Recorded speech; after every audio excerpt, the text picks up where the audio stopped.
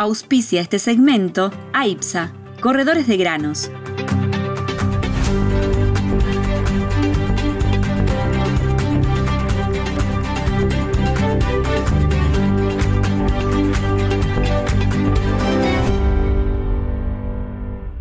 ¿Qué tenemos, Antonio? Dale, una buena noticia. Un día danos una buena noticia. No, pero a ver, esta zona de quereres que el productor está necesitando, buscando y esperando, se está empezando a dar. O sea, las cosas son tan bajistas que la posición más cómoda de corto plazo es ser alcista, precisamente porque eso, que un poquito que hace estirar la liga lo suficiente y empiezas a notar que, bueno, los fondos estaban súper vendidos, la situación es bastante tirante, tenemos que hacer una pausa, viene un cambio en el ciclo agrícola, tenemos que meternos a sembrar en Estados Unidos, tenemos que ver cómo evoluciona el final de la cosecha, las campañas en Sudamérica, eventualmente meternos a ver qué es lo que pasa con los maíces tardíos, pero va a haber clima de por medio.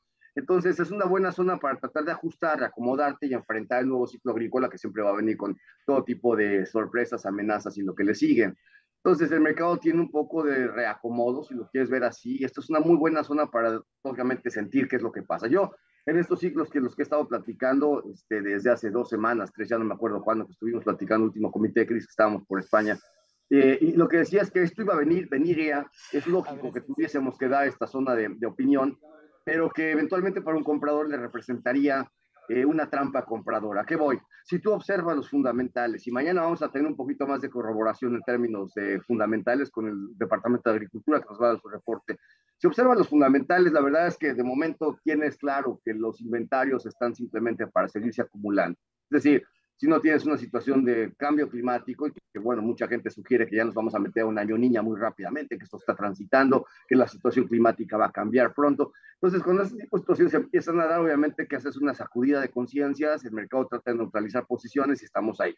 En medio de todo esto vamos a tener un ambiente externo bastante excitante, por decirlo menos. El señor Trump básicamente es el dueño del Partido Republicano como tal. La señora Haley en cualquier momento tiene que salir a abandonar la contienda, que yo creo que su esperanza es que inhabilitaran al señor Trump como potencial candidato, que era la única forma que lo podía ganar en la nominación, y esto, bueno, las cortes ya trajeron el caso y decidieron que el señor Trump puede presentarse a la contienda y que con eso, pues básicamente tenemos una repetición de lo que vimos en el movimiento electoral el año pasado. Entonces, el día de hoy parece que tenemos el famoso State of the Union y el presidente Biden se tendrá que recargar muchísimo la situación de lo económico. Obviamente que dentro de los retos que van a sucederse a la campaña, tenemos que ver cómo se reacomoda el gabinete, uno, si repite la fórmula vicepresidencial con la señora Kamala Harris, y la otra es a quién va a elegir el señor Trump como candidato de vicepresidente, sea hombre o mujer, para no meternos en más detalles y poner vicepresidente, vicepresidenta.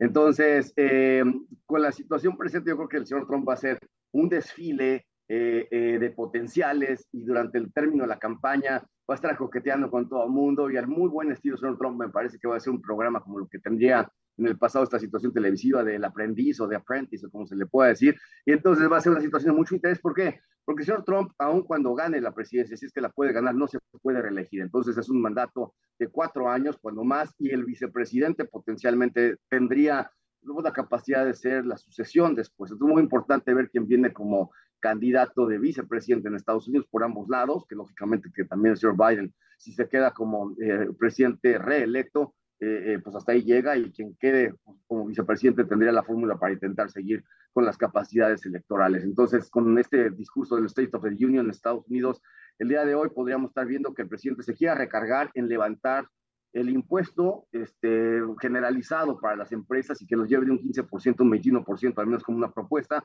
que es algo que obviamente se va a combatir, y eventualmente el tema migratorio, que se va a pelear muchísimo en la contienda durante lo que tengamos. Entonces, mira, tenemos un montón de cosas en términos informativos que para quien está tratando de buscar vender en algún momento, es una buena etiqueta para empezar otra vez a reacomodar pisos, que no nos creamos la idea de que esto va a ser otra vez un mercado que va a hacer rally porque las cosas se compusieron y tal. Tenemos que dejar que el mercado respire, normalice, y después vamos a meternos en una zona tal vez de lateralización, la volatilidad se va a empezar a batir y después tendríamos que ya estar buscando alguna diferencia y cosas. Entonces, el reporte de mañana yo creo que va a ser muy importante para simplemente determinar qué tipo de tendencias vamos a tener de corto plazo. Un reporte neutral, bajista, con una reacción bajista eventualmente nos va a decir que la volatilidad tiende a batir el término de precio con crecientes y nos vamos a meter en una zona un poquito más bajista progresivamente si el clima lo va permitiendo. Si tenemos un reporte potencialmente alcista o neutral y el mercado no te levanta, te va a empezar a decir que rally simplemente no tiene piernas. Pero las buenas noticias, obviamente, es que siempre te dan oportunidades los mercados para tratar de reacomodarte, no solamente van a transitar en una sola dirección. Tenemos claro que el momento es simplemente bajista en el término del medio y largo plazo, pero estos son los espacios en donde si el mercado te permite una oportunidad, no la dejes pasar pensando que ahora las cosas se van a cambiar hacia tu lado y hay que tomar acción, porque dentro de la reunión, por ejemplo, que tuve el día de ayer aquí en Panamá, con los amigos de USEC, Consejo de Exportador de Granos en Estados Unidos, particularmente para la soya.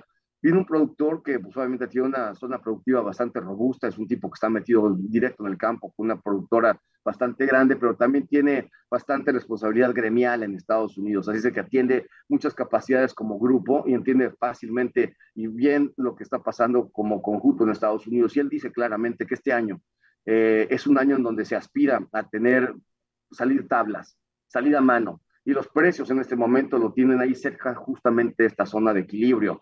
Lamentan no haber podido haber vendido y que el sistema no haya podido haber vendido cuando los precios eran mejores. Y el día de hoy que dice, me parece que tenemos más posiciones retenidas de lo que deberíamos de tener el sistema. Y eso obviamente que yo les propongo que va a ser el día de mañana, aunque tengamos estos rallies, una tapadera para las aspiraciones del que el mercado pueda seguir subiendo, porque vas a tener una presión vendedora grande cuando se junten el hambre con las ganas de comer un poco más adelante. Así es de que hay noticias buenas, hay noticias a descubrir, en todo el orden siempre vas a tener un ambiente muy cambiante y las situaciones de, si le quieres ganar a todo lo que está pasando en términos de información, adivinar por dónde van las cosas, pensar que vas a dominar cómo va a tener el oro, que se está subiendo muchísimo, el Bitcoin que se reacomodó, los mercados accionarios que se ponen en una pausa, el petróleo que no va de momento a ningún lado, la situación geopolítica que hemos estado viendo, demasiadas cosas como para tener consideración que creas que las puedes dominar en un ambiente en donde cada vez más tienes los efectos de inteligencia artificial administrando bases de datos complejas y entonces estas reacciones van a ser de mucho sentimiento. Neutralízate, es un tema de márgenes donde te agarra, más vale que tengas una capacidad de poderte quedar seguro.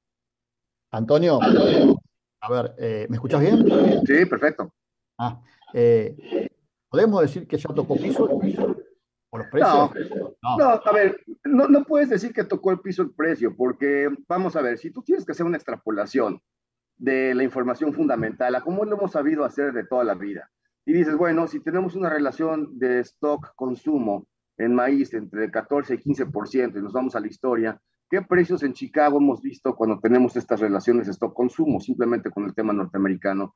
Y entonces te das cuenta que cuando tienes estos 50 y tantos millones de toneladas o lo que fuera de inventarios finales y que el año que entras y las cosas suceden bien y en orden, podrías llegar a más de 63, 64, pues lo que te está diciendo es lo que el precio debería estar en una etiqueta entre 3.20, o sea, el precio de 3.20 Chicago, $3.20 por bushel, contra un 4.20, 4.30, la zona de techos. Entonces, si yo me lo quieres poner así de manera obligada, te diría, estamos justamente ahora revisando la parte alta del techo de lo fundamental.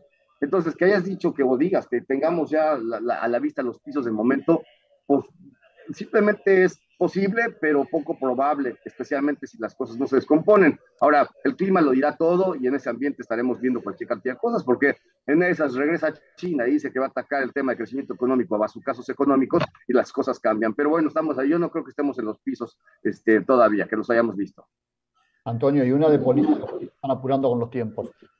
Decime una cosa, Trump tiene 77, 78, ¿no? Más o menos ahí en esa zona. Sí, o sea, llega un punto donde ya no les puedo contar la edad porque pues están más allá, están mucho más cerca de allá que de acá. Entonces ya Biden, un Biden poquito 80, más, creo que es unos 3 o 4 años 81, mayor que él. 81, 81, ahí me fijé 81. Decime, ¿no hay gente joven en la política en Estados Unidos?